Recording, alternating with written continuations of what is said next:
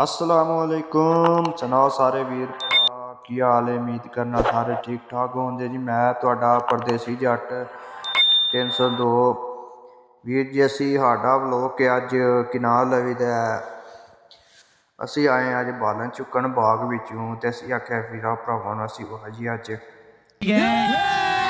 बाहर दी मुल्कां दे विच बालन किवें चुकदे ने किवें नहीं चुकदे है भी।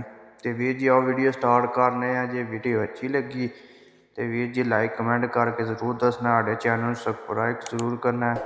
तुहानूं नवीं तो नवीं वीडियो मिलती रहे।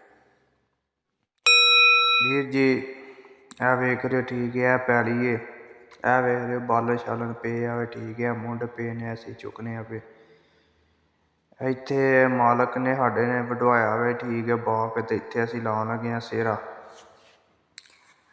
किनाल लवी दा सेहरा बनाउण लगे। तुहानूं मैं पिछले सेहरे दी बना के वीडियो नहीं खाई ऊंज दा सेहरा असी बना लगे हैं। फिर असां सेहरा बना के मुकम्मल करके लाने उत्ते ਉਹਦੇ अंदर बाहर खीरे वीर जी साडा ट्रैक्टर ट्रैली खलोते है ठीक है। असी ट्रैक्टर ट्रैली के उत्ते लद लईआं ने ठीक है। तो असी इत्थों किनाल लवी दा निकलन लगे हैं ठीक है।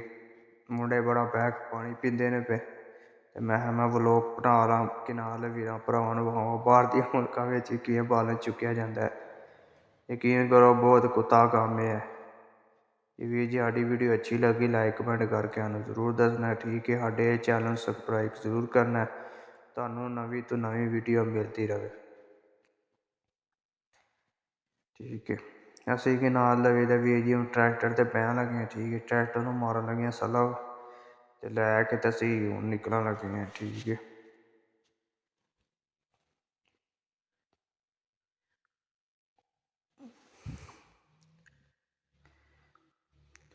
यकीन करो बहुत गर्मी पै रही है ठीक है। तो बहुत भैड़ा हाल होया इत्थे वीर जी अस ट्रैक्टर स्टार्ट कर लिया निकल गए बाद च नार मूंह ते माशाअल्लाह इन्ना जिहा फल लग्गेआ माशाअल्लाह सुभान अल्लाह ठीक है। असीं ट्रैक्टर लैके रोड ते चढ़ने पे हौली हौली ठीक है।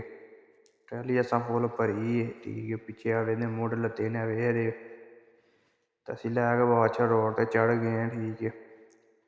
2 मिनट अस खलारेआ आखेआ कक्की ना पानी शानी पी लईए ट्रैली वेख पिच्छे फुल भरी है ए लैके ते बाद च असीं हुणे निकलन गए वेखो बाद च ट्रैक्टर बिल्कुल 0 मीटर बाद च कुत्ती भी असां अपनी नाल आंदे बाद च माशाअल्लाह साडा कुत्ता वेख सकदे तुसीं किवें ट्रैक्टर उत्ते अपनी मौज मस्ती कर रहा है ठीक है।